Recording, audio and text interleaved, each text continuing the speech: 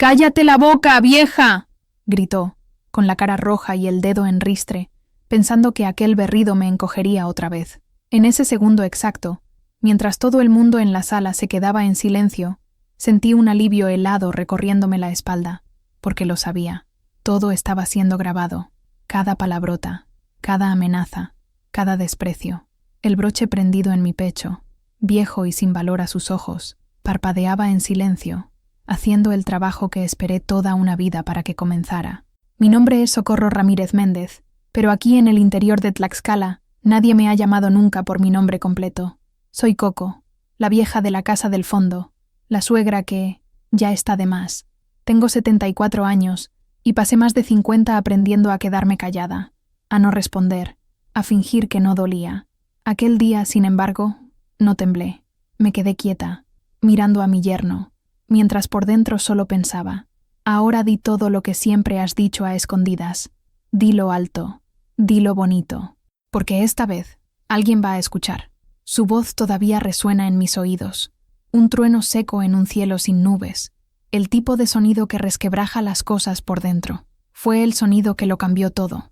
Y antes de que su grito resuene por completo en estas paredes y en tu mente, te pido un instante. Si las historias de voces que se niegan a ser silenciadas te conmueven, si crees que el coraje no tiene edad, considera suscribirte a este canal.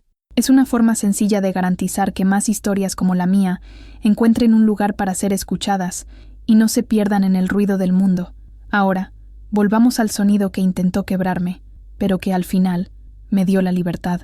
«¡Cállate la boca, vieja!», gritó. Aquellas 4 palabras, escupidas con la fuerza de un desprecio acumulado durante años, flotaron en el aire denso y cálido de nuestra pequeña sala en Tlaxcala. El olor a cilantro y tortillas del almuerzo de domingo aún estaba presente, pero ahora mezclado con un olor agrio a rabia. El rostro de Humberto, mi yerno, estaba a centímetros del mío. Sus ojos pequeños y oscuros, generalmente opacos y desinteresados, ahora brillaban con una furia que yo conocía demasiado bien. La vena en su frente palpitaba, un pequeño río de odio a punto de desbordarse. No retrocedí, no esta vez. Mi cuerpo, encorvado por 74 años de trabajo duro, de pérdidas silenciosas y de una sumisión aprendida como si fuera un oficio, permaneció inmóvil en la mecedora de madera oscura que había sido de mi madre. Mis dedos, nudosos por la artritis, apretaban con fuerza los brazos de la silla, la única ancla en un mar de humillación. Mi hija, Elena, estaba de pie cerca del fregadero de la cocina, con un paño de cocina en las manos, congelada. Sus ojos, grandes y asustados como los de un ciervo atrapado por los faros de un coche, saltaban del rostro de Humberto al mío.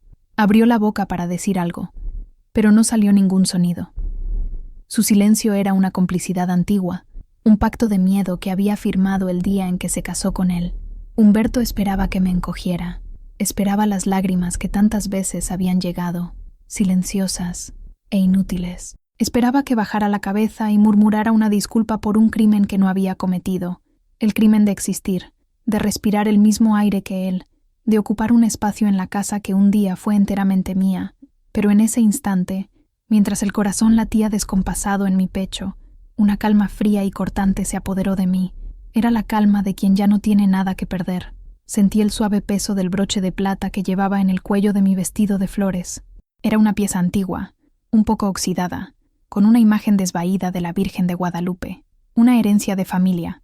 Para Humberto, era solo otro adorno cursi de una vieja. Para mí, era mi arma. Dentro de él, acurrucada y segura, una diminuta grabadora digital estaba encendida. Y no solo grabando, estaba transmitiendo. Cada sílaba odiosa, cada gota de veneno que salía de su boca, estaba viajando por las ondas del aire, directamente a la pequeña radio en la patrulla del oficial Morales, estacionada discretamente a 2 calles de distancia. Levanté la barbilla, un movimiento lento, casi imperceptible, y miré profundamente a aquellos ojos furiosos. Por primera vez en 10 años, no vi a un gigante, vi a un hombre pequeño, inflado por su propio ego y por el miedo que inspiraba en los demás. Y en mi silencio, en esa mirada firme, pareció vacilar. La furia dio paso a una confusión momentánea. No lo entendía. No entendía que la vieja a la que intentaba callar ya no estaba allí. En su lugar, estaba Socorro Ramírez Méndez, y estaba a punto de recuperar su voz. El silencio en la sala se estiró, tenso como la cuerda de un violín.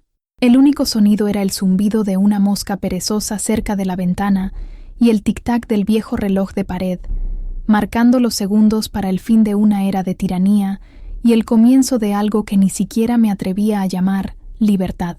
Mi nombre es Socorro Ramírez Méndez, pero desde que tengo uso de razón, soy solo Coco.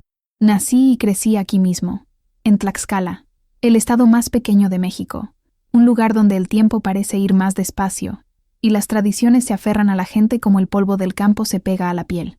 Mi casa, esta misma con paredes de adobe y un pequeño patio con macetas de geranios, fue construida por mi abuelo. Cada grieta en la pared cuenta una historia, la del terremoto del 85, la de la inundación del 99, la del día en que mi primer hijo, Carlitos, aprendió a caminar y se golpeó la cabeza justo ahí, cerca de la puerta.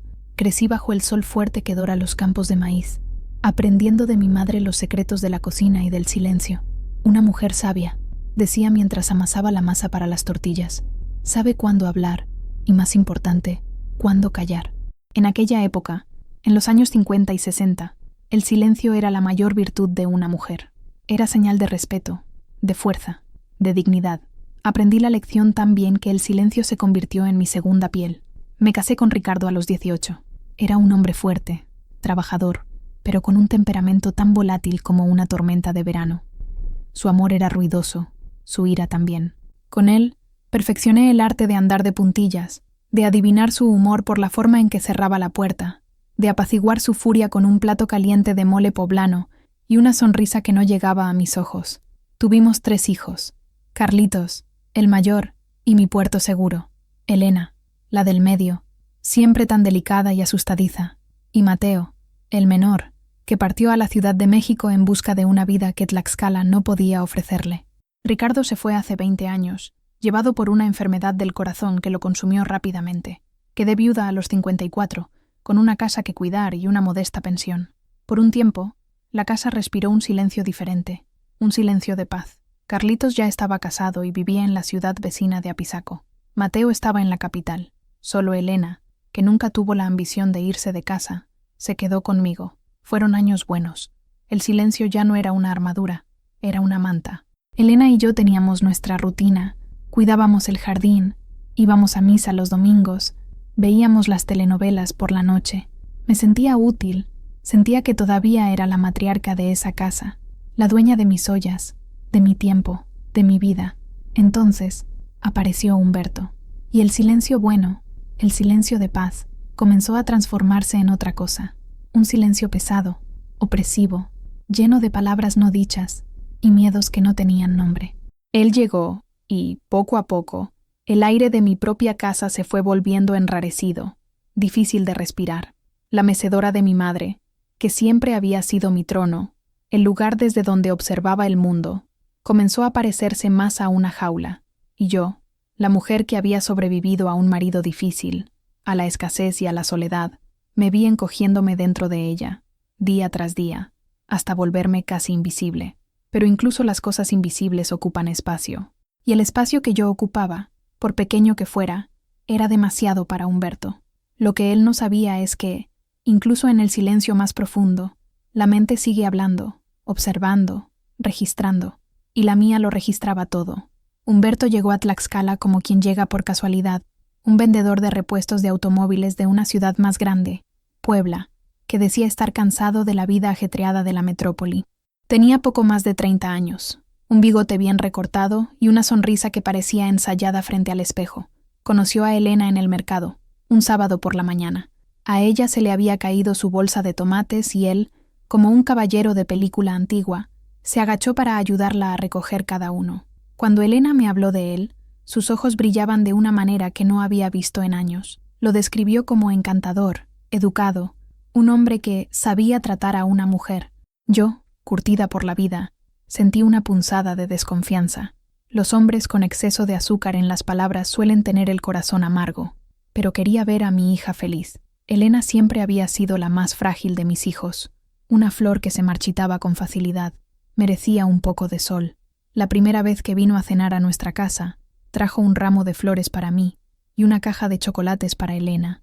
Me llamó Doña Socorro, con un respeto casi teatral. Elogió mi comida, diciendo que nunca había probado un chile en nogada tan perfecto.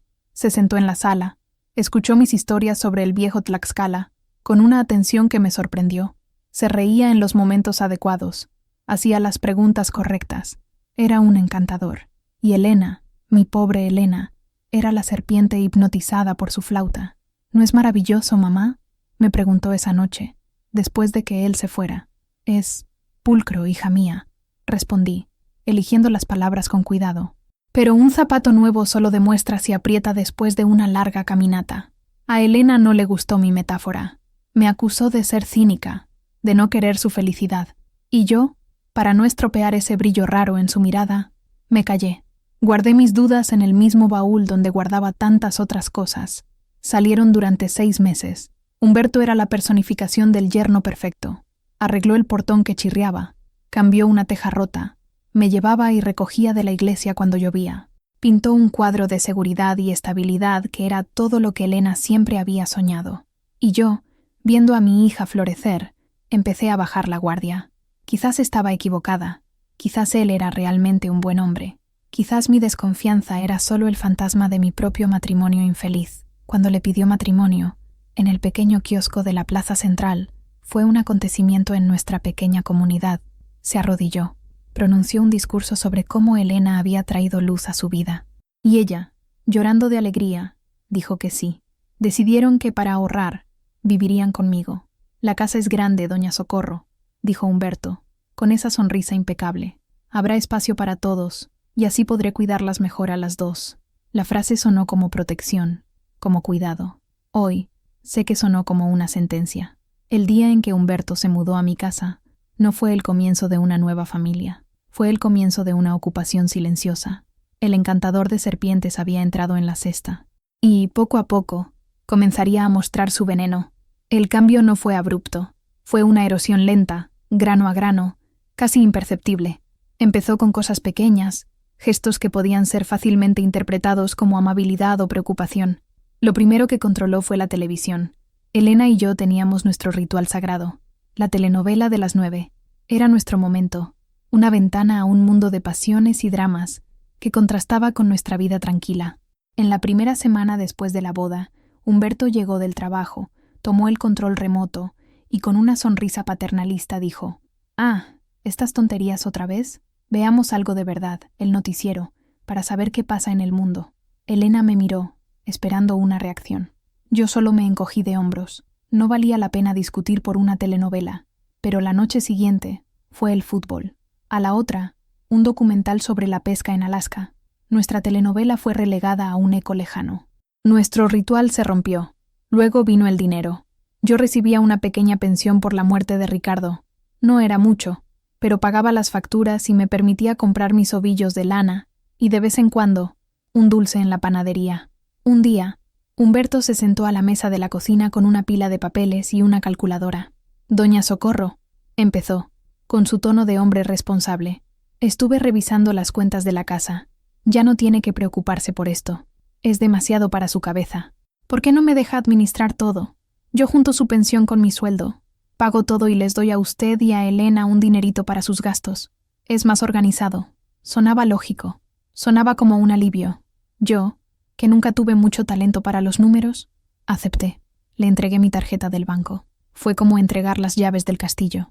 Al principio, funcionó, pero pronto el dinerito que me daba empezó a disminuir. «Las cosas están más caras este mes, suegrita», decía, con un suspiro cansado. Si le pedía dinero para comprar un medicamento para la artritis, cuestionaba. ¿Pero no lo tomó el mes pasado? ¿No la estará engañando ese médico? Si quería comprar un regalo de cumpleaños para mi nieto, la respuesta era: ¿no le parece una exageración? Con una llamada es suficiente. Empecé a tener que justificar cada centavo. Yo, la dueña de la casa, la mujer que había criado a 3 hijos con ese dinero, ahora tenía que pedir permiso para comprar 1 kilo de naranjas. La comida fue el siguiente territorio conquistado. Se quejaba de mi sazón. «Mucha sal, suegra. Eso hace mal para la presión». «Oh, ¿otra vez frijoles? Necesitamos una dieta más moderna, más ligera». Empezó a traer comida precocida, congelada, de la ciudad. Mi cocina, el corazón de la casa, fue silenciándose poco a poco. Mis ollas, antes siempre llenas y ruidosas, pasaban más tiempo en el escurridor que en el fuego. Elena no veía maldad, veía cuidado. «Solo está preocupado por tu salud, mamá», decía, cuando me quejaba. «Está tratando de modernizar nuestra vida». Pero no era modernización, era anulación. Cada gesto, cada palabra, era un ladrillo más en el muro que él construía a mi alrededor.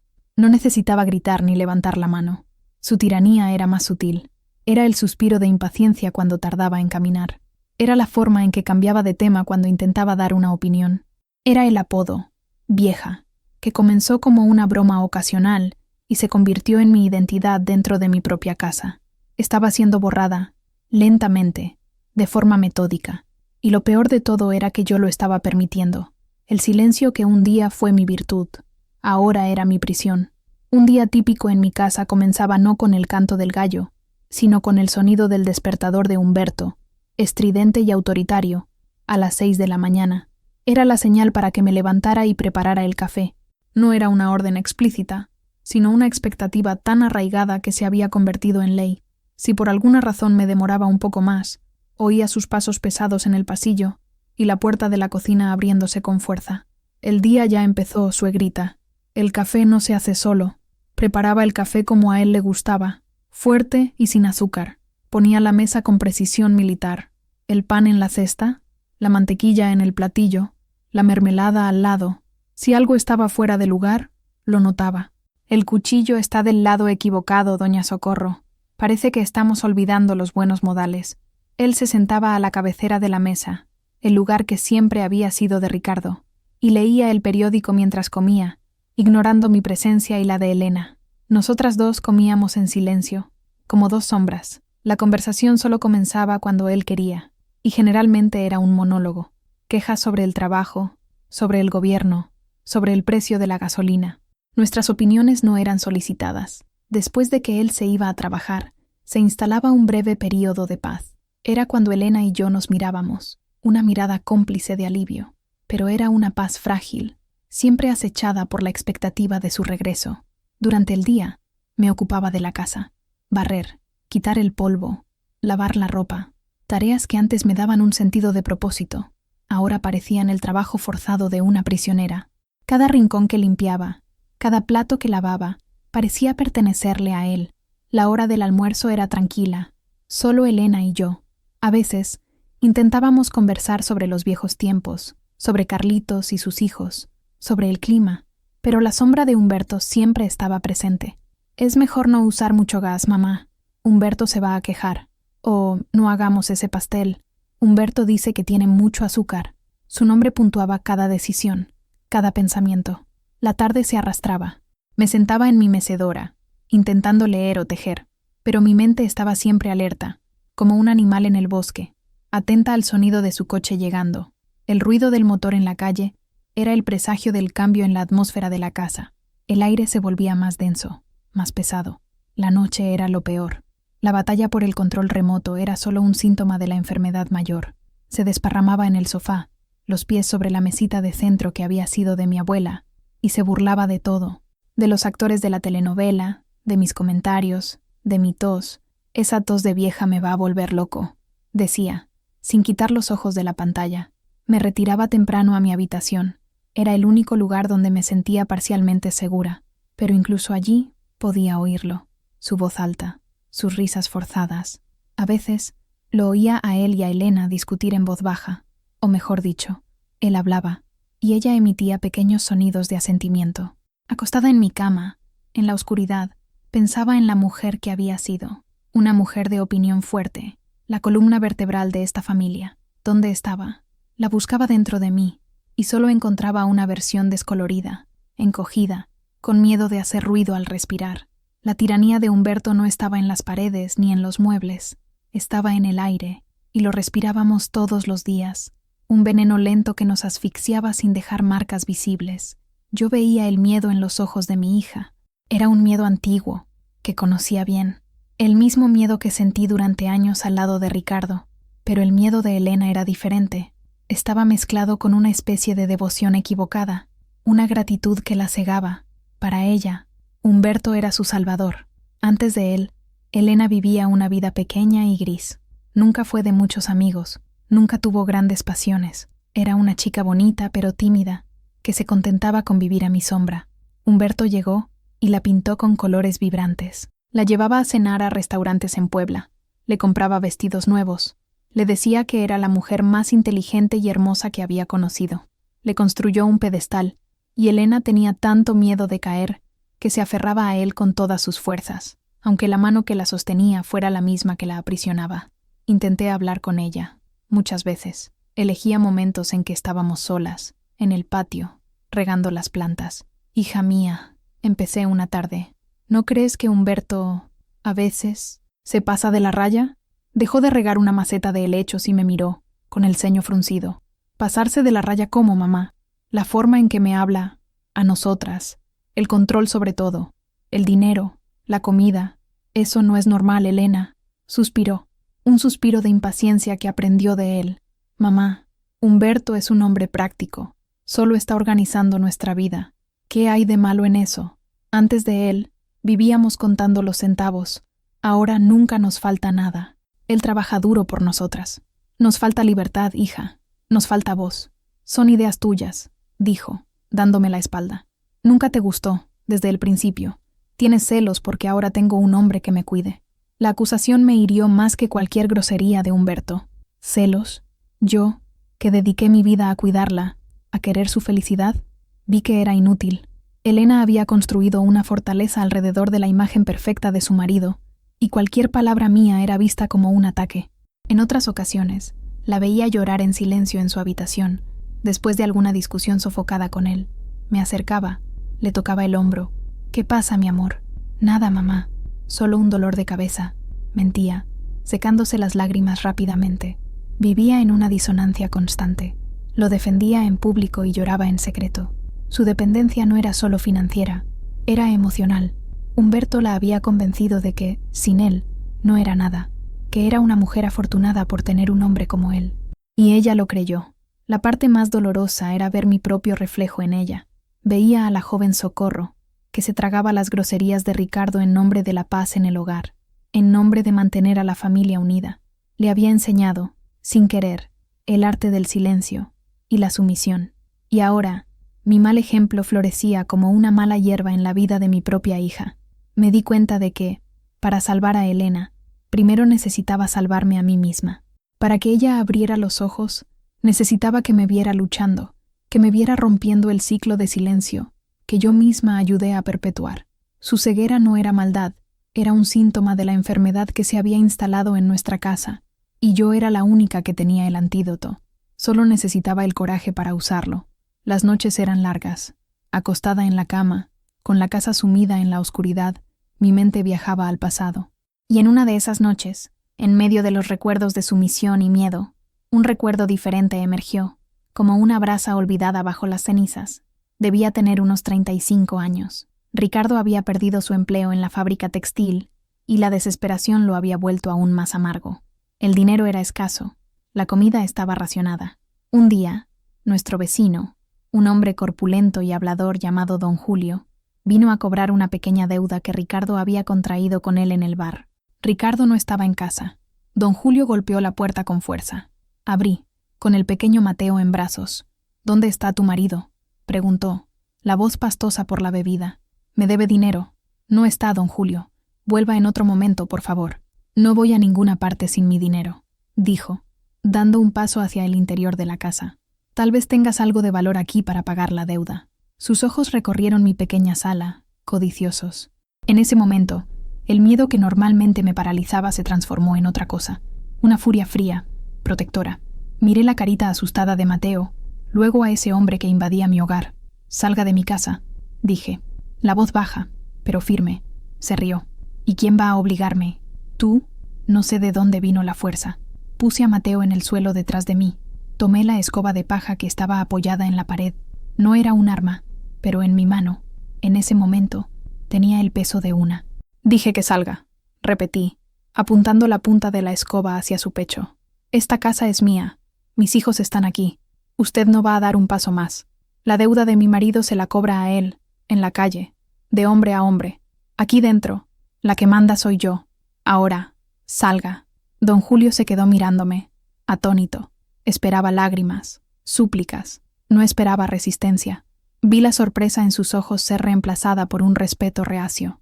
Retrocedió, refunfuñando algo sobre mujeres locas, y se fue. Cuando Ricardo llegó y le conté lo que había pasado, no me elogió, se enfureció. Dijo que lo había humillado, que no debía haberme metido. Pero no me importó su ira. Esa noche me sentí fuerte. Sentí que, a pesar de todo, tenía un poder. El poder de proteger mi espacio, a mis crías. Recordar ese día, allí en la oscuridad de mi habitación, décadas después, fue como encender una vela. La mujer que enfrentó a don Julio con una escoba todavía estaba dentro de mí. Solo estaba dormida, sepultada por años de cállate la boca, de no te metas, de tú no entiendes nada. Humberto no era don Julio, y su tiranía era más insidiosa, pero la esencia del enfrentamiento era la misma, un invasor tratando de tomar lo que era mío. El recuerdo no me dio un plan, pero me dio algo más importante, esperanza. Me recordó que la sumisión no era mi única naturaleza. El coraje también formaba parte de mí. La brasa todavía estaba allí.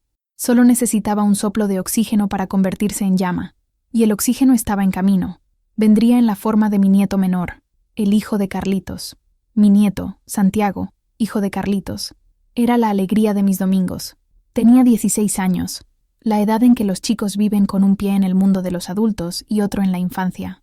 Le fascinaba la tecnología, siempre con un celular en la mano, auriculares y un conocimiento sobre aplicaciones y la nube, que para mí sonaba como un idioma extranjero. Venía a visitarme cada 2 semanas con su padre. Carlitos, mi hijo mayor, era un buen hombre, pero veía la situación con Humberto con una distancia cautelosa. «Mamá, trata de tener paciencia», decía. «Es el marido de Elena. La familia es complicada». Veía el humo, pero se negaba a creer en el incendio.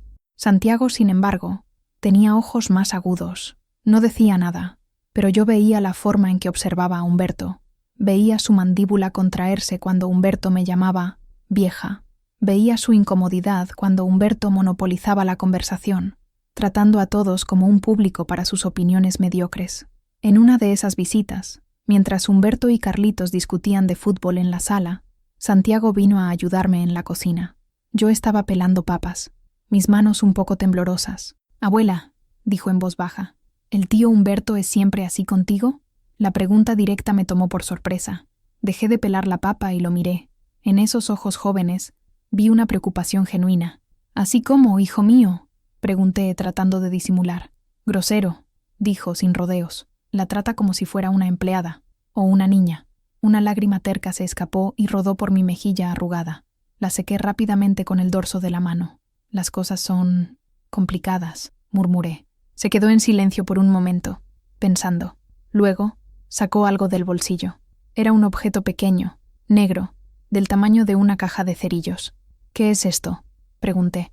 «Es una grabadora de voz, abuela. Es de mi curso de periodismo. La calidad del sonido es muy buena. Capta todo, incluso si está en el bolsillo». Me mostró el único botón. «Presiona una vez para encender y grabar. La lucecita parpadea y luego se apaga. Nadie lo sabrá. Presiona de nuevo para detener». Miré el pequeño aparato, luego a mi nieto. No lo entendí de inmediato. «¿Por qué me estás dando esto, Santiago?». Miró hacia la sala, para asegurarse de que nadie estuviera escuchando. «Porque sus palabras son feas, abuela. Y a veces, la gente solo cree cuando oye con sus propios oídos. Las palabras también hieren. Y lo que él hace está mal». En ese momento lo entendí. No era solo una grabadora, era un arma, era una herramienta. Era la materialización de mi indignación, ofrecida por las manos de un joven que veía la injusticia con más claridad que todos los adultos a mi alrededor. «Guárdala», susurró. «Quizás nunca necesite usarla, pero si la necesita, estará con usted». Tomé el pequeño aparato. Era ligero en mi mano, pero parecía tener el peso de una decisión. Esa tarde, después de que se fueran, me encerré en mi habitación. Puse la grabadora en mi viejo costurero, escondida bajo los carretes de hilo. La chispa de mi memoria y la tecnología de mi nieto, el pasado y el futuro, juntos, ofreciéndome un camino. La idea, antes una niebla informe, comenzó a tomar cuerpo. No sabía exactamente cómo, ni cuándo, pero sabía que usaría ese regalo. La casa, silenciosamente, había comenzado. La grabadora permaneció escondida en el costurero durante casi un mes. Todos los días, la sacaba de su escondite cuando la casa estaba vacía. Sentada en mi cama, con la puerta cerrada con llave, practicaba. Mis manos, acostumbradas a agujas y telas, encontraban el pequeño botón de plástico extraño y resbaladizo. Presionar una vez. La pequeña luz roja parpadeaba 3 veces y luego se apagaba. Estaba grabando. Hablaba con ella, en susurros. Mi nombre es Socorro Ramírez Méndez. Hoy es martes. Describía el color de mi vestido, el tiempo que hacía afuera. Luego, presionaba de nuevo. La luz parpadeaba una vez, confirmando que la grabación estaba guardada. Lo más difícil fue aprender a escuchar. Santiago me había dejado un pequeño auricular. Conectar ese diminuto cable en el agujero correcto era un desafío para mi vista y para mi paciencia. Pero cuando finalmente lo lograba, y oía mi propia voz, un poco temblorosa, saliendo de los auriculares, una sensación de poder me invadía. Podía capturar la realidad, podía aprisionar las palabras. El miedo a ser descubierta era constante. Vivía sobresaltada. Cada vez que Humberto entraba en mi habitación sin tocar, lo que ocurría con frecuencia, con el pretexto de buscar algo, mi corazón se disparaba. Me imaginaba que encontraba el aparato, la sonrisa de burla en su rostro, la furia que vendría después. El costurero, un objeto tan femenino e inofensivo, se convirtió en la caja fuerte de mi secreto. Estaba allí, sobre mi cómoda, a la vista de todos, pero su verdadero contenido era invisible. Era una metáfora de mi propia vida. Por fuera, una anciana inofensiva, ocupada con sus bordados. Por dentro, una estratega, preparándose para la batalla. Empecé a pensar en cómo usarlo. ¿En el bolsillo de mi delantal? Podría caerse. ¿En el bolso? No andaba con el bolso dentro de casa. Tenía que ser algo que estuviera siempre conmigo. Algo natural, que no levantara sospechas. Fue entonces cuando mis ojos se posaron en mi broche de la Virgen de Guadalupe, que guardaba en el cajón de las joyas. Era una pieza de plata un poco más grande que una moneda, un regalo de confirmación de mi madrina. Lo usaba solo en ocasiones especiales. Pero ¿y si empezaba a usarlo todos los días? ¿Sería extraño? No. Podía inventar una excusa. Podía decir que estaba haciendo una novena, que sentía la necesidad de tener la protección de la Virgen siempre conmigo. Humberto, que se consideraba un escéptico moderno, se burlaría de mi superstición de vieja, pero no sospecharía nada. Con una pequeña lima de uñas y un poco de pegamento, hice una alteración en el reverso del broche. Creé un pequeño compartimento, hueco, donde la grabadora encajaba perfectamente. Fue un trabajo delicado, que exigió toda la firmeza que mis manos aún poseían. Cuando terminé, el aparato estaba seguro y completamente oculto. El botón de encendido era accesible para mi pulgar, disfrazado por la textura de la plata. Al día siguiente, prendí el broche en el cuello de mi vestido. Cuando bajé para el desayuno, Humberto me miró y soltó una risita. Miren nomás, la beata decidió andar engalanada. ¿Qué pasa, suegrita? Le tiene miedo al diablo. Elena me miró con curiosidad. Qué bonito, mamá. ¿Por qué decidiste usarlo? Sentí ganas, hija mía. Respondí con calma. Una mujer a mi edad necesita toda la protección que pueda conseguir. La excusa funcionó. El broche se convirtió en parte de mí, y con él, mi secreto. Lo tocaba de vez en cuando, sintiendo el contorno de la grabadora bajo la plata. Era un recordatorio constante de mi plan, de mi promesa a mí misma. La herramienta estaba lista. Ahora, solo necesitaba esperar el momento adecuado para usarla. Y, con Humberto, sabía que ese momento no tardaría en llegar. La primera vez que intenté grabar a Humberto fue un fracaso rotundo, una lección de humildad que casi me hizo desistir. Era un miércoles por la noche. Llegó del trabajo más irritado de lo normal. Un negocio había salido mal. Un cliente se había quejado. La casa entera sintió el cambio de presión atmosférica. Caminaba de un lado a otro, dando pisotones, refunfuñando. El detonante fue la sopa que hice para la cena. Era una simple sopa de verduras, la misma que había hecho durante 50 años. Se sentó a la mesa, dio la primera cucharada e hizo una mueca. ¿Qué es esto?, gruñó, empujando el plato. ¿Agua sucia? No sabe a nada. Trabajo todo el día. Llego a casa y esto es lo que tengo que comer. Sentí que la sangre me subía a la cara. Mi pecho se oprimió. Era el momento. Con la mano debajo de la mesa, fingiendo arreglar la servilleta en mi regazo, mis dedos buscaron el broche. Mi pulgar, tembloroso, presionó el botón. Creí haberlo encendido. La hice con cariño, Humberto. dije, la voz más firme de lo que esperaba. Si no es de tu agrado, la cocina está abierta para que tú la hagas mejor. El desafío lo sorprendió. Sus ojos se entrecerraron. Se inclinó sobre la mesa. ¿Qué dijiste? Siseó. ¿Me estás respondiendo, vieja insolente? ¿Se te olvidó tu lugar en esta casa? Comes y vives aquí de favor. Deberías agradecer de rodillas por no estar en un asilo. Elena, como siempre, intentó intervenir. Humberto, por favor, la sopa está buena. No le hables así a mi mamá. No te metas, Elena. Tu madre necesita aprender algunas lecciones de respeto. Cree que porque construyó estas paredes, todavía es la dueña. Pero la dueña aquí eres tú, y quien manda en ti soy yo. Continuó durante unos 5 minutos más, un monólogo de insultos, de humillaciones. Enumeró todos mis defectos, mi inutilidad, la carga que yo representaba. Lo dejé hablar. Cada palabra era una puñalada, pero aguantaba, pensando en la grabación. Estaba capturando la prueba, el veneno en su forma más pura. Cuando finalmente se calló, se levantó y se fue a la habitación, dando un portazo. La victoria parecía mía. Elena lloraba en voz baja en la cocina. Yo, con el corazón a 1000 por hora, me fui a mi cuarto. Cerré la puerta con llave. Con manos temblorosas, me quité el broche, conecté los auriculares, apreté play y escuché nada, solo un siseo bajo, el sonido de mi propio suéter rozando el micrófono. No había encendido bien el aparato. Mi dedo debió de haberse resbalado. La frustración fue tan grande que me senté en la cama y lloré. Lloré por la humillación, por el miedo y, sobre todo, por mi propia incompetencia. Me sentí estúpida. Una vieja intentando usar una tecnología que no entendía. Quizás Humberto tenía razón. Quizás era inútil. Pero entonces, en medio de las lágrimas, la rabia volvió. No una rabia explosiva, sino una brasa firme, que calentaba y fortalecía. No iba a rendirme. El error no era una señal para detenerme. Era una lección. Necesitaba ser más cuidadosa, más fría. La próxima vez no temblaría. La próxima vez estaría lista. Me sequé la cara. Guardé la grabadora. El ensayo general había sido un desastre, pero me enseñó algo crucial. No podía confiar en la emoción del momento.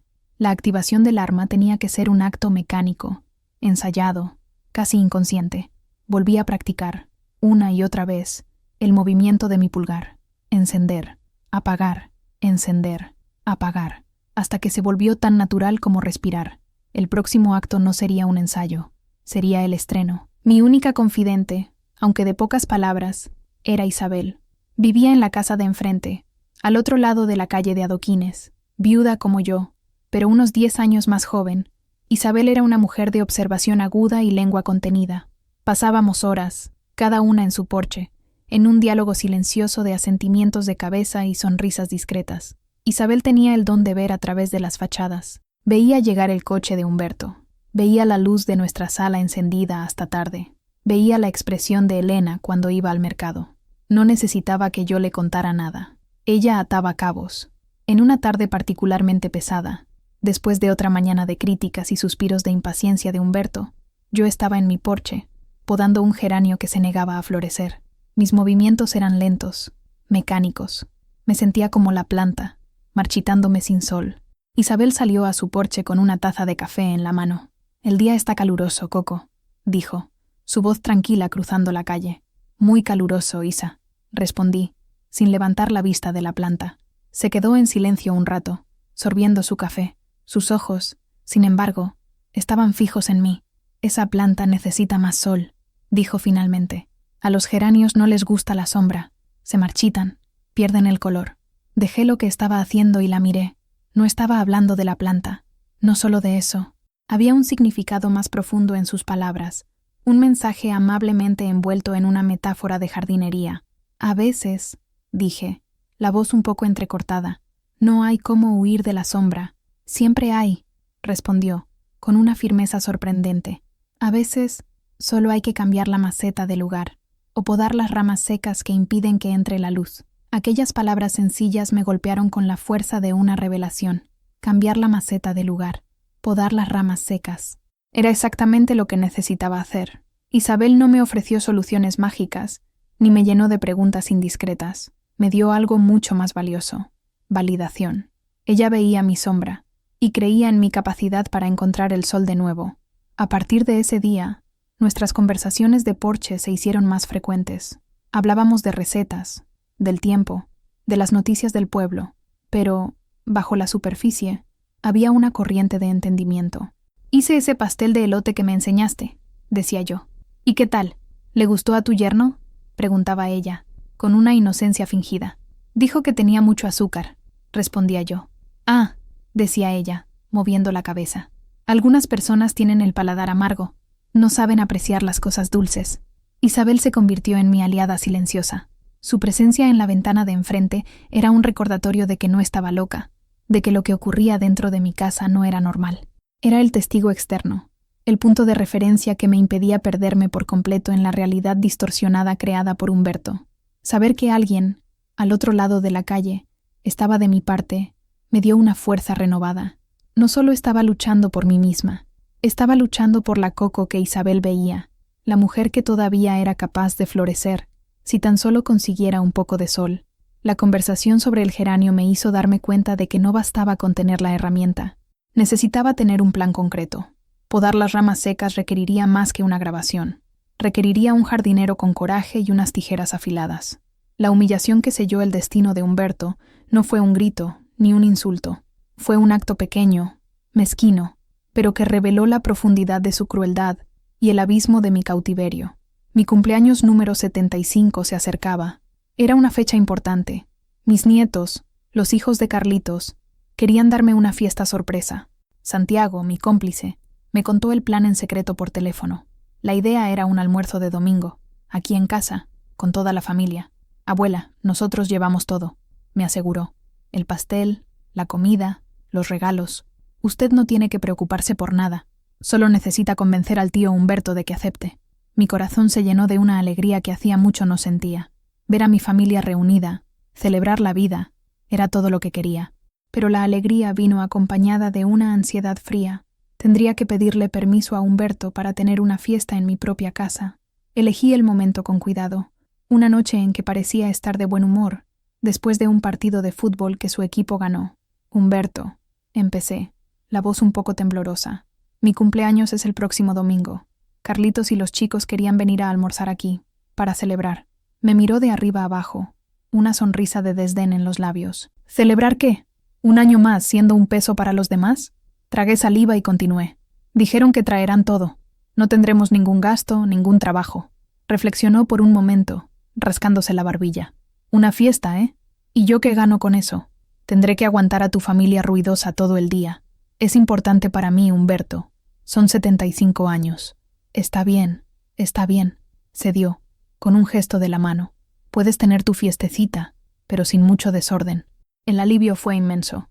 Estaba tan feliz que apenas dormí esa noche. A la mañana siguiente, sin embargo, llegó el golpe.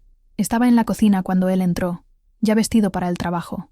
«Ah, suegrita, sobre tu fiesta», dijo, como si recordara un detalle sin importancia. Estaba pensando, una señora de su edad no necesita regalos, ¿verdad? Usted ya tiene de todo. Ropa vieja, cachivaches. Así que tuve una idea mejor. Sacó una hoja de papel del bolsillo. Hice una lista. Cosas que la casa necesita. Una licuadora nueva, un juego de toallas, un tapete para la sala. Le voy a mandar esta lista a Carlitos. Así, en vez de gastar dinero en inutilidades para usted, compran algo útil para la casa, para todos nosotros. ¿No es una gran idea? Me quedé mirándolo, sin palabras. Quería robarme mis regalos de cumpleaños. Quería transformar una celebración de mi vida en una oportunidad para amueblar la casa que me había quitado. Era de una mezquindad tan profunda, tan calculada, que me dejó sin aliento. «Eso no está bien, Humberto», logré decir. «¿Bien? Es lo más inteligente que se puede hacer», replicó, ya irritándose. «Deja de ser egoísta, vieja.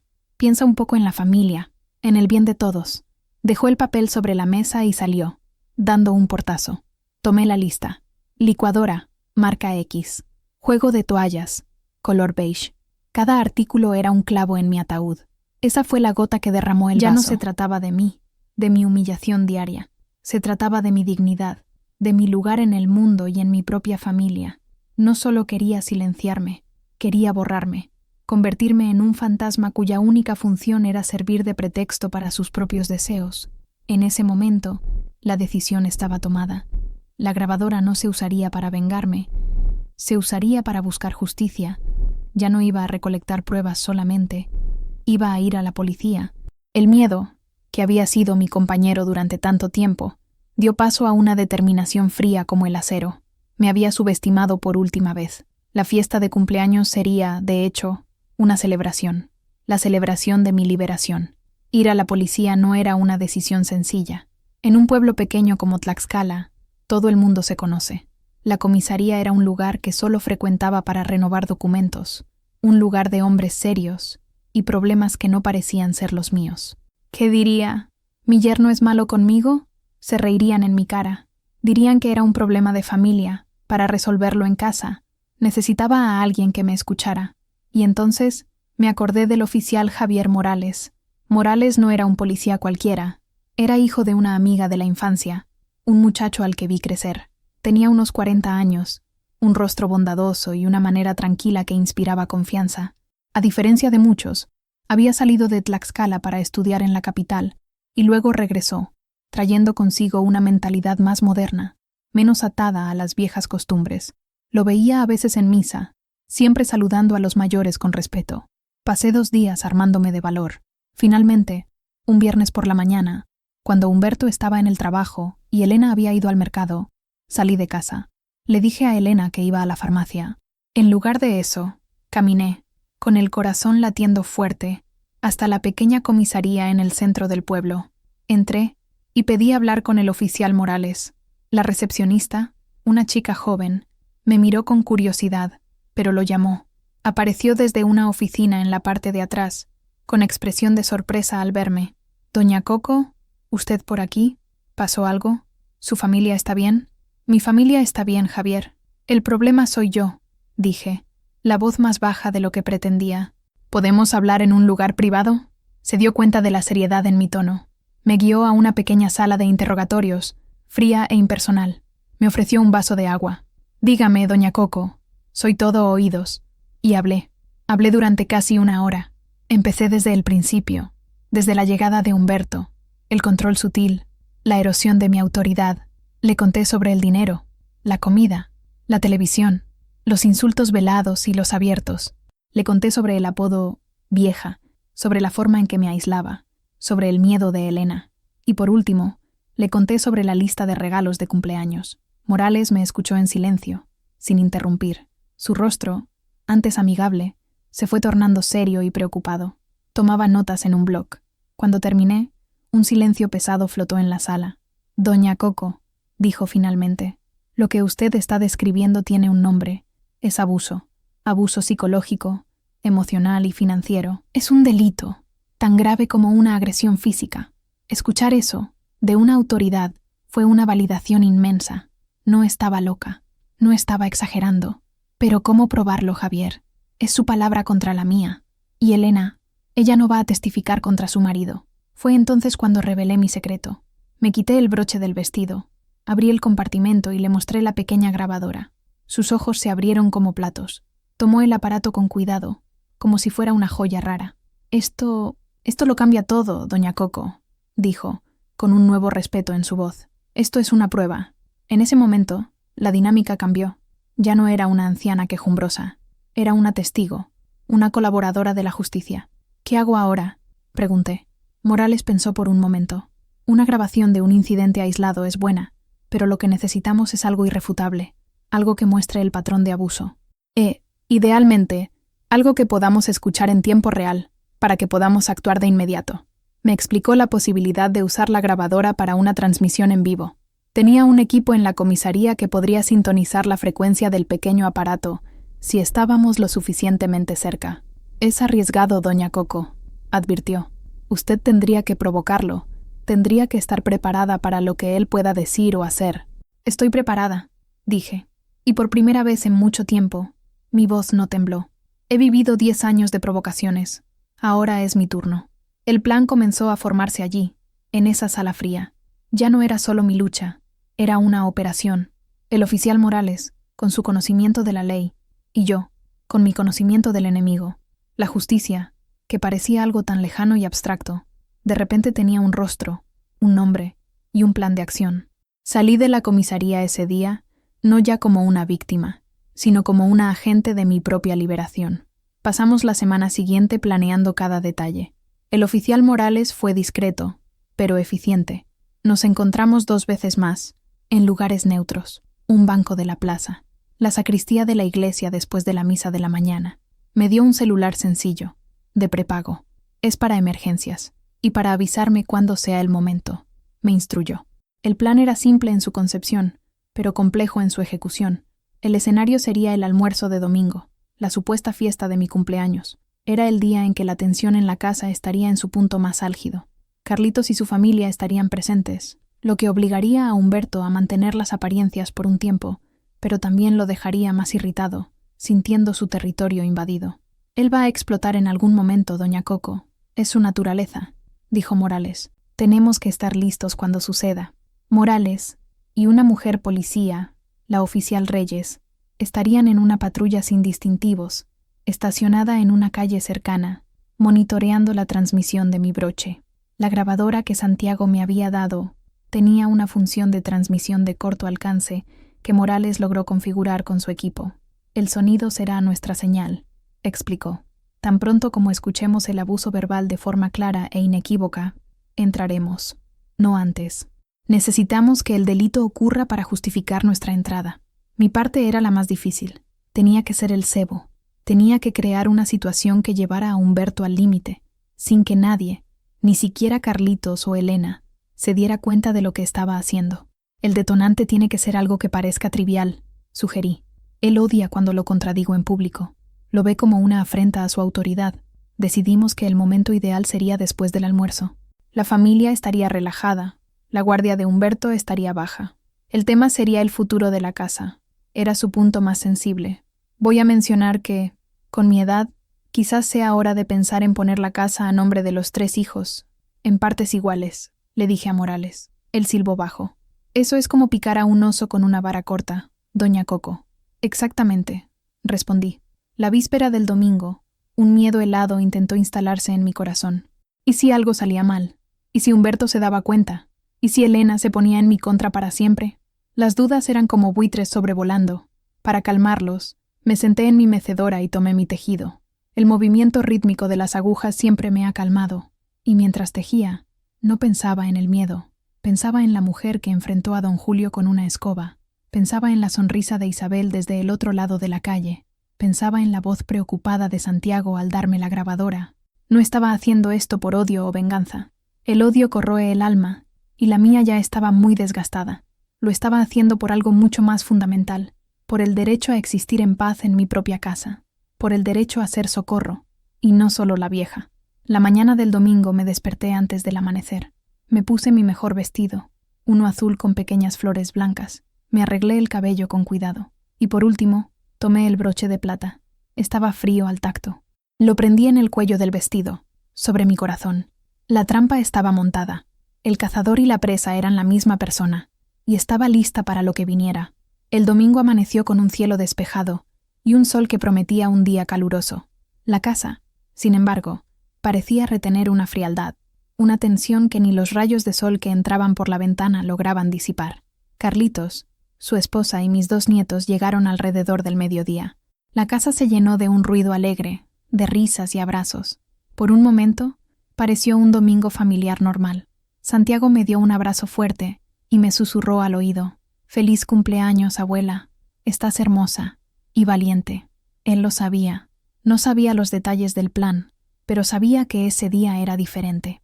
Humberto desempeñaba su papel de anfitrión reacio con una perfección irritante. Sonreía a Carlitos, preguntaba a los chicos sobre la escuela, ofrecía cerveza. Pero yo, que conocía cada matiz de su comportamiento, veía la rigidez en sus hombros, la sonrisa que no llegaba a sus ojos, la forma en que su mirada me seguía por la sala, como si yo fuera una prisionera en libertad condicional.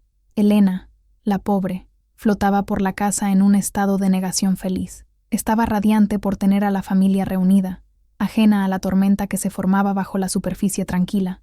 Servía la comida, se reía de los chistes, ignorando la electricidad en el aire. El almuerzo se sirvió en el patio, bajo la sombra de la gran bugambilla. La comida que trajo Carlitos estaba deliciosa. Conversamos sobre trivialidades, el precio de los aguacates, la sequía que amenazaba la cosecha de maíz, el nuevo sacerdote de la parroquia. Comí poco. Mi estómago estaba revuelto. Cada bocado parecía pesar 1 tonelada. Tocaba discretamente el broche de vez en cuando, un gesto que parecía de devoción, pero que era de confirmación. Estaba allí, mi coraje silencioso. Después del almuerzo, cantamos las mañanitas. Me trajeron un pastel de 3 leches, mi favorito. Soplé las velas con un deseo silencioso, que la paz volviera a reinar en esa casa. Mis nietos me entregaron los regalos, y para mi sorpresa, eran regalos para mí. Un chal de lana suave, un libro de poesías, una caja de tés importados. Carlitos debió de haber ignorado la lista de Humberto. Vi un destello de furia pasar por los ojos de mi yerno, pero lo disimuló rápidamente. La primera grieta en su fachada, cuando todos estaban sentados en la sala, tomando café, sentí que era la hora. El sol de la tarde entraba por las rendijas de la persiana, creando franjas de luz y sombra en el suelo. El aire estaba pesado, somnoliento. Envié un simple mensaje de texto al celular que Morales me había dado. Solo una letra. A. De ahora. Respiré hondo. La calma había terminado. Estaba a punto de invocar la tormenta. Qué bueno tenerlos a todos aquí. Empecé, la voz tranquila, pero lo suficientemente audible para que todos dejaran de hablar. 75 años. Es un largo viaje, y eso me hace pensar en el futuro. Sentí los ojos de Humberto clavarse en mí, fríos y duros. He estado pensando, continué, eligiendo las palabras como quien pisa sobre piedras sueltas. Esta casa tiene mucha historia, y me gustaría asegurar que permanezca en la familia, de forma justa. Quizás sea hora de arreglar los papeles, de dividirla equitativamente entre mis 3 hijos, Carlitos, Elena y Mateo. El silencio que siguió fue absoluto, tan profundo que podía oír el zumbido de un colibrí afuera. Carlitos parecía confundido, Elena, aterrorizada, y Humberto, su rostro se transformó. La máscara de buen tipo se cayó, revelando la fealdad debajo. La tormenta había llegado. La transformación en el rostro de Humberto fue lenta y terrible. El color le subió del cuello a las mejillas, un rojo furioso. Sus labios se contrajeron, formando una línea fina y cruel. Se levantó del sofá, un movimiento brusco que derribó su taza de café al suelo, manchando el tapete. Nadie se movió para limpiar. «¿Qué estás diciendo, vieja loca?», escupió las palabras, la voz baja y amenazante, aún consciente de la presencia de Carlitos. «Solo estoy hablando de lo que es justo, Humberto. La casa es mía, y yo decido su futuro», respondí, manteniendo mi mirada fija en la suya. Mi corazón golpeaba mis costillas como un pájaro atrapado, pero mi voz, para mi propio asombro, salió firme. «¿La casa es tuya?», se rió, una risa sin humor. «Esta casa es mía. Soy yo quien paga las cuentas. Soy yo quien arregla lo que se rompe. Soy yo quien pone comida en la mesa.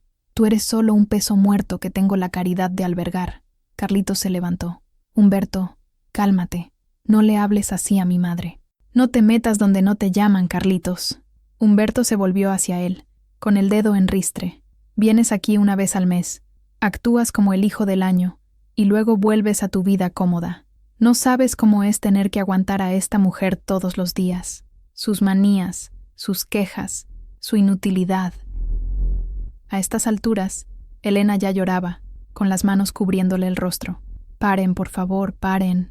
Pero Humberto estaba fuera de control. El dique de su ira contenida se había roto. Se volvió hacia mí de nuevo, el cuerpo inclinado, la fisonomía distorsionada por el odio. «¿Crees que tienes algún derecho aquí?», gritó, el volumen aumentando con cada palabra. «No tienes derecho a nada. Vives bajo mi techo, comes mi comida, y aún tienes la audacia de querer dar órdenes, de querer dar lo que es mío a tus otros hijos inútiles». En ese momento, mientras vociferaba, mi pulgar, que reposaba casualmente cerca de mi pecho, hizo un movimiento sutil y ensayado. Presionó el pequeño botón escondido en el broche. No sentí el clic, pero supe, con una certeza absoluta, que la conexión estaba establecida. Cada palabra suya ahora viajaba más allá de esas paredes. «Esta casa fue construida por mis abuelos», dije, mi voz tranquila siendo un contrapunto a su furia. «Mi sudor y mis lágrimas están en estas paredes. Tú eres el que vive aquí de favor».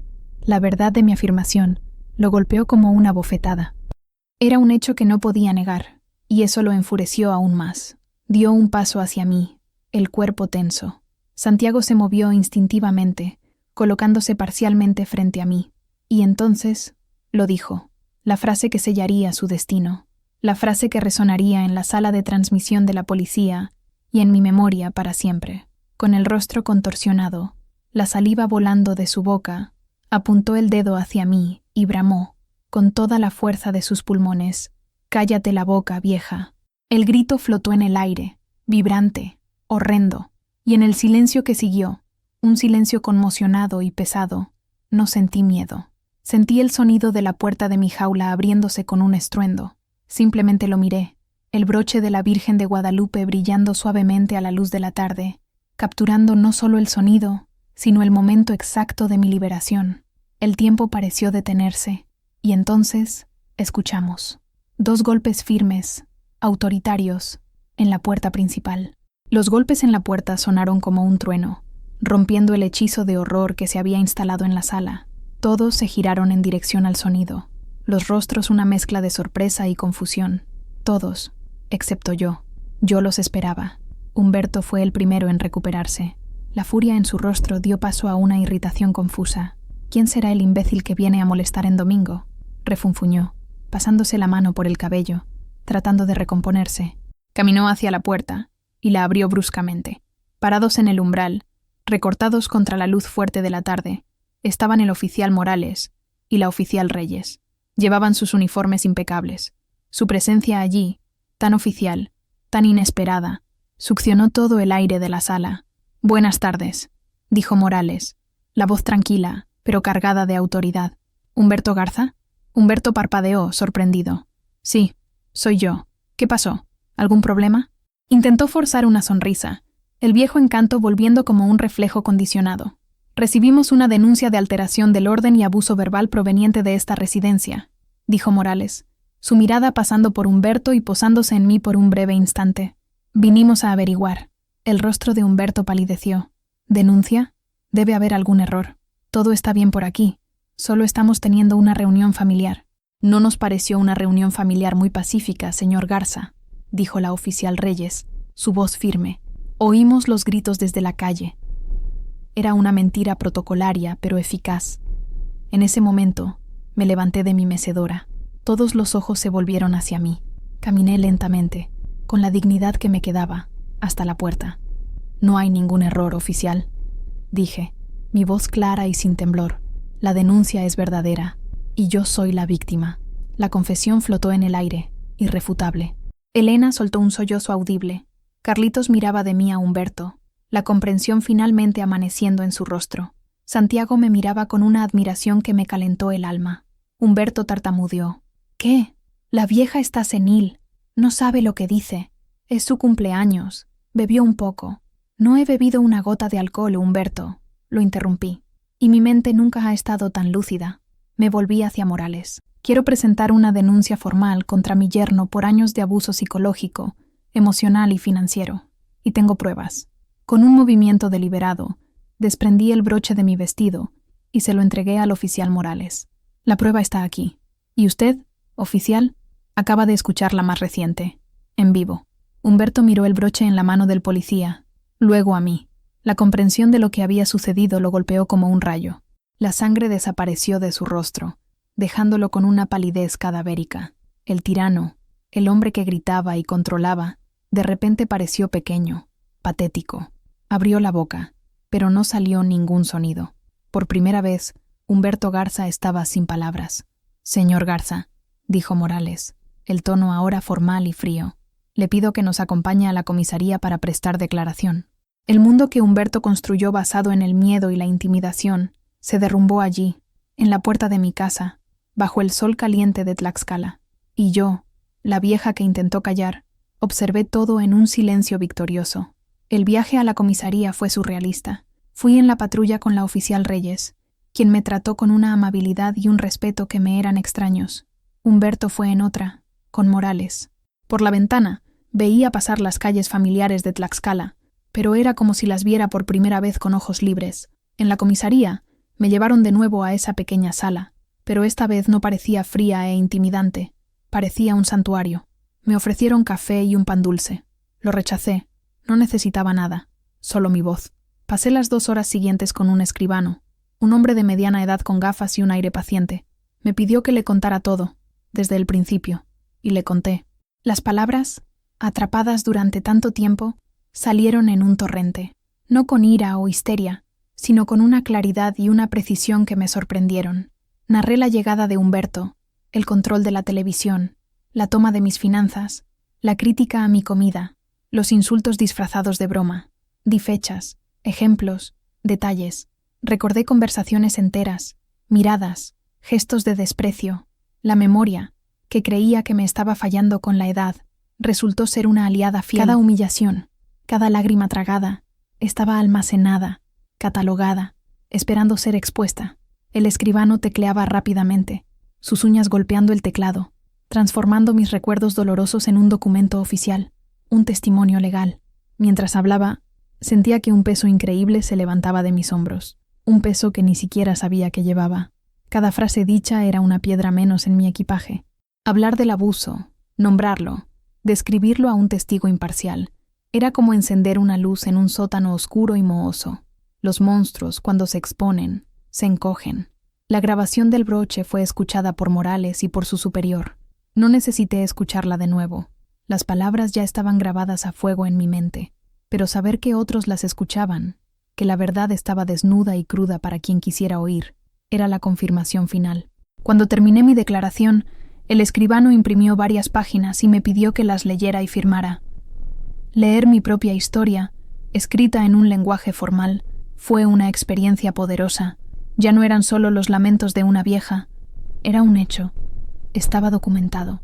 Tenía peso legal. Mi firma, un poco temblorosa por la artritis, pero firme en su intención, fue el sello final. Yo, Socorro Ramírez Méndez, en pleno uso de mis facultades mentales, acusaba formalmente a Humberto Garza. Al salir de la sala, encontré a Carlitos y Santiago esperándome en el pasillo. Carlitos tenía los ojos rojos.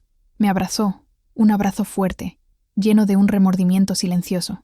«Perdóname, mamá», susurró en mi oído. «Perdóname por no haber visto, por no haber escuchado. Lo importante es que estás viendo ahora, hijo mío», dije, acariciando su espalda. Santiago solo tomó mi mano. Su mirada lo decía todo. Orgullo, amor, alivio. En ese pasillo de la comisaría, con olor a desinfectante y papel viejo, no me sentí como una víctima que acababa de denunciar a su agresor. Me sentí como una reina que acababa de reconquistar su reino. Mi voz, por tanto tiempo silenciada, estaba ahora inmortalizada en el papel, lista para hacer justicia. Volver a casa fue extraño. Humberto no estaba allí, y su ausencia era un silencio palpable, un vacío que era a la vez pacífico y aterrador. Elena estaba sentada en la cocina, en la misma silla donde solía sentarse para verme cocinar. Tenía los ojos hinchados de tanto llorar, y se encogía como un animal herido. Carlitos y Santiago se quedaron, sintiendo que su presencia era necesaria. Santiago preparó un té de manzanilla para todos. El silencio era pesado, roto solo por los sollozos ocasionales de Elena. Me senté frente a ella. Esperé a que hablara, pero solo miraba sus propias manos, entrelazadas sobre la mesa. «Elena», empecé, con voz suave. Levantó la cabeza. Su rostro estaba manchado de lágrimas y confusión. «¿Por qué, mamá? ¿Por qué hiciste esto? Destruiste nuestra familia». La acusación, aunque esperada, dolió. Carlitos hizo ademán de intervenir, pero lo detuve con una mirada. Esa era una conversación que solo Elena y yo podíamos tener. Yo no destruí nada, hija mía. Lo que había aquí ya estaba roto desde hacía mucho tiempo. Solo encendí la luz para que todos pudieran ver los pedazos. Él me amaba, susurró, las palabras sonando más como una pregunta que como una afirmación. Nos cuidaba. Él cuidaba sus cosas, Elena. Y nosotras éramos tratadas como cosas. Un hombre que te ama no humilla a tu madre. Un hombre que te ama no te aísla del mundo, no controla cada centavo, no te hace andar de puntillas dentro de tu propia casa. Comencé a contarle, con calma, cosas que ella fingía no ver, las veces que me negó dinero para medicinas, las veces que se burló de mis creencias frente a los demás, el plan de robar mis regalos de cumpleaños, hechos concretos, pequeños y grandes actos de crueldad que ella había barrido bajo la alfombra de la negación. ¿No lo veías, hija? ¿O no querías verlo? Empezó a llorar de nuevo, pero esta vez era un llanto diferente. No era solo de tristeza, sino de una comprensión dolorosa que comenzaba a aflorar. Tenía miedo, admitió, la voz entrecortada, miedo de quedarme sola, miedo de que se fuera. Él siempre decía que tenía suerte de tenerlo, que nadie más me querría. Eso es lo que hacen los tiranos, mi amor. Nos convencen de que no valemos nada sin ellos. Pero tú, Elena, tú lo vales todo. Eres mi hija, una mujer fuerte, aunque lo hayas olvidado. Me levanté y la abracé. Se aferró a mí, su cuerpo temblando. Fue un abrazo que no nos habíamos dado en años. Un abrazo de madre e hija, sin la sombra de un hombre entre nosotras. «¿Qué va a ser de nosotras ahora, mamá?», preguntó, la voz ahogada en mi hombro. «Ahora», dije, acariciando su cabello, «vamos a empezar de nuevo. Nosotras dos, juntas. Vamos a barrer los pedazos y a construir algo nuevo, algo nuestro». El despertar de Elena no sería instantáneo. Le llevaría tiempo desaprender el miedo, sanar las heridas, redescubrir su propia voz. Pero en ese momento, en nuestro abrazo, sentí la primera grieta en la fortaleza de negación que ella había construido. La luz, finalmente, comenzaba a entrar, y yo estaría allí para sostener su mano mientras sus ojos se acostumbraban a la claridad. Tlaxcala es un pueblo donde las noticias viajan más rápido que el viento. El lunes por la mañana, la historia ya era el principal tema de conversación en el mercado, en la fila de la panadería, en la puerta de la iglesia. Las versiones eran muchas y variadas. Algunas decían que había echado a Humberto a escobazos. Otras, que la policía lo había arrastrado de casa esposado. La verdad, como siempre, era menos dramática, pero el chisme tenía su propio apetito. Esperaba miradas de lástima, de reprobación. Esperaba ser juzgada como la vieja que destruyó el matrimonio de su hija. En cambio, encontré algo sorprendente. Cuando salí a comprar pan, la primera persona que encontré fue la señora Rodríguez, la dueña de la tienda de abarrotes, una mujer que siempre me había tratado con una formalidad distante. «Buenos días, doña Coco», dijo, y había una nueva calidez en su voz. Me entregó el cambio y sostuvo mi mano un instante más de lo necesario. «Usted es una mujer muy valiente», susurró, y sus ojos decían que entendía más de lo que las palabras podían expresar. De regreso, encontré a Isabel en su porche. No dijo nada, solo sonrió, una sonrisa amplia, genuina, y levantó su taza de café en un brindis silencioso. Ese gesto, viniendo de mi aliada silenciosa, valió más que 1000 palabras. Poco a poco, otras mujeres vinieron a hablar conmigo. Doña Elvira, que vivía al final de la calle, me detuvo para decirme que su propio hijo, a veces, le levantaba la voz y que mi actitud la hizo pensar. Una chica joven, a la que apenas conocía, me confesó en voz baja en la fila de las verduras que su marido controlaba su celular y sus amistades. Me di cuenta de que, al contar mi historia, había dado permiso para que otras mujeres reconocieran las suyas. El abuso que sufría no era un caso aislado, un drama privado. Era un hilo en un tapiz de silencios y sumisiones que atravesaba generaciones y paredes. Claro, también había miradas de reojo, susurros críticos. Oí decir que don Ramiro, el dueño del bar donde Humberto a veces bebía, dijo que, en pleito de marido y mujer, nadie se debe meter. Pero esas voces eran la minoría. La mayoría, especialmente las mujeres, me ofreció un apoyo silencioso, pero poderoso. Mi casa, antes un lugar de aislamiento, se convirtió en un punto de peregrinación discreta. Vecinos traían un plato de comida, una flor del jardín, una palabra de consuelo para Elena. No hablaban sobre lo ocurrido, pero su presencia era un mensaje claro. No están solas. La comunidad, que temía que me condenara, me abrazó. No vieron a una destructora de hogares. Vieron a una mujer que, a los 75 años, decidió que ya era suficiente, y mi coraje, al parecer, era contagioso. Los susurros de la calle, que tanto temía, no eran de juicio, eran de reconocimiento, de solidaridad y, en algunos casos, de inspiración. La rama seca que podé en mi casa parecía estar animando a otras jardineras a mirar sus propios jardines. El proceso legal se desarrolló más rápido de lo que imaginaba. La grabación era una prueba irrefutable. Ante ella, y mi testimonio detallado, Humberto no tuvo cómo negarlo. Su abogado, un hombre de Puebla con un traje caro y un aire arrogante, intentó argumentar que era solo una discusión familiar acalorada, pero la grabación de 10 minutos de insultos y amenazas verbales pintaba un cuadro muy diferente. El juez emitió una orden de restricción inmediata. Humberto tenía prohibido acercarse a mí o a mi casa. Tuvo derecho a una visita, acompañado por un policía, para recoger sus pertenencias personales. Hice cuestión de estar presente ese día, no por venganza, sino para marcar mi territorio. Me quedé sentada en mi mecedora, mientras él, bajo la atenta mirada de un policía, metía su ropa y objetos en cajas de cartón. No me miró. Su rostro era una máscara de ira y humillación. El hombre que se pavoneaba por mi casa como un rey, ahora era un intruso, empacando su vida a toda prisa. Elena se quedó encerrada en su habitación, incapaz de enfrentar la escena. Cuando terminó, se detuvo en la puerta, la última caja en sus manos. Finalmente me miró. Sus ojos estaban llenos de un odio frío.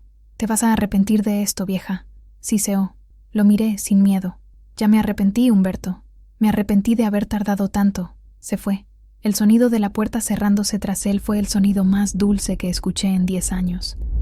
Además de la orden de restricción, fue condenado a pagar una multa y a asistir a un programa de control de la ira. Financieramente, la situación se complicó. Su abogado y el mío, un defensor público joven y dedicado que Morales me recomendó, pasaron semanas desenredando las cuentas. Se descubrió que Humberto había desviado parte de mi pensión a una cuenta personal. La justicia lo obligó a devolver el dinero. La noticia de su condena se extendió. Perdió su empleo. La empresa no quería un vendedor con un historial de abuso en sus registros. Oí decir que regresó a Puebla, a vivir con una hermana. El gran hombre, el proveedor, el controlador, vio su mundo desmoronarse. No sentí alegría por su desgracia. Sentí solo una sensación de equilibrio restaurado. La tiranía tiene un precio. Y Humberto, finalmente, estaba pagando la cuenta. Había construido su reino sobre el miedo, y cuando el miedo desapareció, el reino se convirtió en polvo. Para mí, la mayor victoria no fue su condena, sino la reconquista de mi paz. La justicia de los hombres era importante, pero la justicia de mi alma, la de poder sentarme en mi porche sin sentir un nudo en el estómago, esa era la verdadera recompensa. En los días que siguieron a la partida de Humberto, la casa parecía extrañamente grande y silenciosa. Pero era un silencio bueno, el silencio que recordaba de antes de que él llegara, un silencio lleno de posibilidades. Lo primero que hice fue una gran limpieza. Elena y yo, juntas. Abrimos todas las ventanas para dejar que el aire circulara. Lavamos las cortinas, que parecían retener el olor de su presencia. Quitamos el tapete manchado de café de la sala. Cada acto era simbólico. Cambié los muebles de lugar. Quité el sofá pesado donde él se desparramaba y puse 2 sillones cómodos, uno frente al otro, una invitación a la conversación. Mi mecedora, que estaba en un rincón, fue movida al mejor lugar de la sala, cerca de la ventana. La cocina volvió a ser mi dominio. Fui al mercado y compré todas las especias que a él no le gustaban: comino, orégano, chiles frescos. Cociné platillos que no hacía en años. El olor a mole volvió a perfumar la casa. Elena, que apenas comía, comenzó a recuperar el apetito. La televisión, ese antiguo campo de batalla, se convirtió en nuestra aliada. Descubrimos que podíamos ver lo que quisiéramos, a la hora que quisiéramos. Volvimos a ver nuestras telenovelas. Reíamos, llorábamos, comentábamos las tramas absurdas. Era un placer tan simple, pero que se nos había negado durante tanto tiempo. Comencé a cuidar el jardín con un nuevo vigor. Planté flores coloridas, de las que Humberto siempre se quejaba por atraer insectos. El geranio que se negaba a florecer, ahora posicionado a pleno sol, comenzó a dar sus primeros botones. Eran pequeñas cosas, pero juntas formaban el tejido de nuestra nueva vida. Era el placer de escuchar mi propia música en la radio de la cocina, la libertad de dejar los platos para el día siguiente sin escuchar una queja, la paz de dormirme sin miedo a la voz que pudiera despertarme. Elena, poco a poco, comenzó a florecer también. Un día, tomó uno de mis libros de recetas e intentó hacer un pastel. Quedó un poco quemado, pero nos lo comimos de todos modos, riéndonos de nuestra imperfección. Fue la primera vez que la oí reír de verdad en mucho tiempo. La casa se estaba curando, y nosotras, sus habitantes, nos estábamos curando con ella. La ausencia de Humberto no era un vacío, era un espacio para nosotras mismas, para nuestros deseos, para nuestras voces. Un espacio que olía a cilantro, a geranios y, sobre todo, a libertad. El viaje de Elena fue más complejo que el mío. Yo luchaba por reconquistar algo que ya había sido mío. Ella luchaba por construir algo que nunca tuvo: independencia. En las primeras semanas, se apoyaba mucho en mí. Me pedía mi opinión para todo, desde qué vestir hasta qué cocinar para la cena. La ayudaba, pero con cuidado. No quería convertirme en la nueva figura de autoridad en su vida. Necesitaba que aprendiera a ser su propia brújula. ¿Tú qué crees, hija mía?, le preguntaba de vuelta. ¿Qué color te gusta más? ¿Qué tienes ganas de comer? Poco a poco, comenzó a tomar pequeñas decisiones. Un día, llegó del mercado con una maceta de violetas. Pensé que la cocina se vería más alegre, dijo, un poco tímida. Fue la primera compra que hizo que no era estrictamente necesaria, un pequeño acto de belleza y autonomía. El paso más grande llegó aproximadamente un mes después. Isabel, mi vecina, me contó que la pequeña biblioteca del pueblo buscaba una ayudante de medio tiempo. El trabajo era simple: organizar libros, ayudar a los niños con la lectura. El salario era modesto, pero era un comienzo. Le sugerí la idea a Elena. Su primera reacción fue el miedo. ¿Yo? ¿Trabajar? Mamá, no hago eso desde hace años. No sé hacer nada. ¿Sabes leer, no? Te gustan los niños. Y eres organizada, argumenté. No necesitas saberlo todo. Se aprende. Dudó durante días, pero la semilla estaba plantada. La vi tomando los periódicos viejos, leyendo en voz alta para practicar. Una mañana se despertó, se puso su mejor vestido y dijo: «Voy a ir, solo a platicar». Regresó a casa ese día con los ojos brillantes. La habían contratado. El primer día de trabajo fue un hito. Verla salir de casa, con un bolso al hombro y un propósito en su paso, llenó mi corazón de un orgullo inmenso. Volvió cansada, pero feliz. Me contó sobre los libros que organizó, sobre una niña a la que ayudó a encontrar un libro sobre dinosaurios. El trabajo le dio más que un salario. Le dio una identidad fuera de mi casa, fuera de su papel de hija o esposa. Hizo nuevas amistades, las otras mujeres que trabajaban en la biblioteca. Comenzó a tener sus propias historias que contar. El dinero que ganaba, aunque poco, era suyo. La vi comprar un labial nuevo, un par de zapatos, cosas que Humberto consideraría futilidades. Eran pequeños lujos que representaban su independencia financiera. La terapia, sugerida por Carlitos, también fue fundamental. Iba a una psicóloga en Apizaco una vez por semana. En las primeras sesiones, lloraba mucho. Después, comenzó a hablar, a desentrañar los nudos de culpa, miedo y dependencia que la ataban. Su relación conmigo también cambió. Dejó de ser una relación de cuidadora y cuidada para convertirse en una de compañerismo. Compartíamos las tareas, las decisiones, las preocupaciones. Éramos dos mujeres adultas, viviendo juntas, apoyándose mutuamente. Ver a Elena dar sus primeros pasos hacia su propia vida fue, quizás, la consecuencia más hermosa de mi lucha. Yo no la había salvado, solo había abierto la puerta. El camino, ella lo estaba caminando con sus propios pies. Me siento en mi mecedora, en el porche, con una taza de café caliente en las manos. El sol de la mañana de domingo calienta mi rostro. Hace un año, en este mismo día, mi casa era un campo de batalla. Hoy, es un refugio de paz. El geranio, que antes se negaba a florecer, ahora explota en racimos de un rojo vibrante. Isabel me saluda con la mano desde el otro lado de la calle, y yo le devuelvo el saludo. Nuestra amistad se ha profundizado. Intercambiamos recetas, chismes y, lo más importante, la certeza de que no estamos solas. Elena está en la cocina, tarareando una canción popular de la radio, mientras prepara la masa para los chilaquiles. Ahora es la subgerente de la biblioteca. Su confianza ha florecido. Tiene sus propios amigos, sus propios intereses. A veces, sale a cenar con sus colegas de trabajo. La primera vez, sentí una punzada de soledad, pero pronto fue reemplazada por una inmensa felicidad. Mi hija tenía una vida. Nuestra relación es más fuerte que nunca. No se basa en la dependencia, sino en el respeto y el amor mutuos. Hablamos de todo, nos reímos mucho. A veces, todavía tiene pesadillas con Humberto, pero se están volviendo más raras.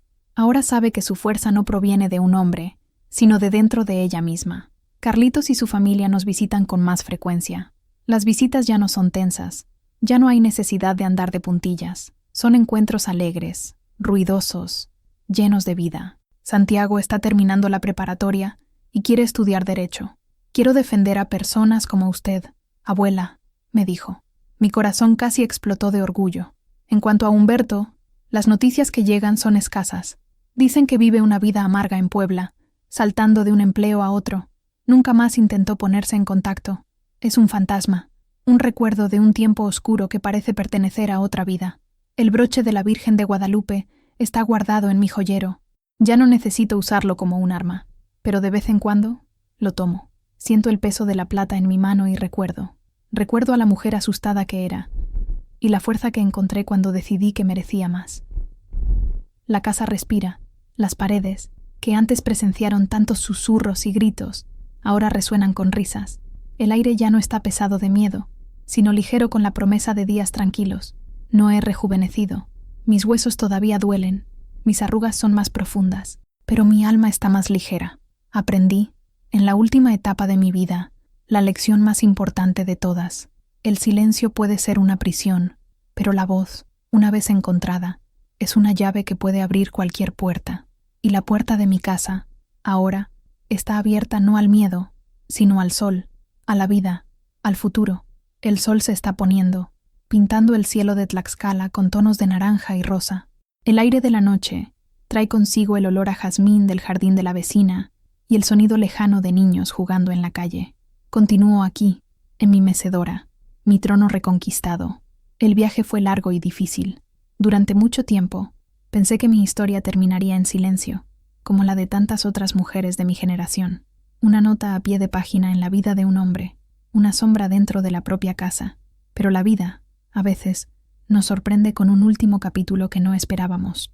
Descubrí que el coraje no es la ausencia del miedo, es actuar a pesar de él, es dar un paso, aunque las piernas tiemblen, es susurrar la verdad, aunque la voz falle.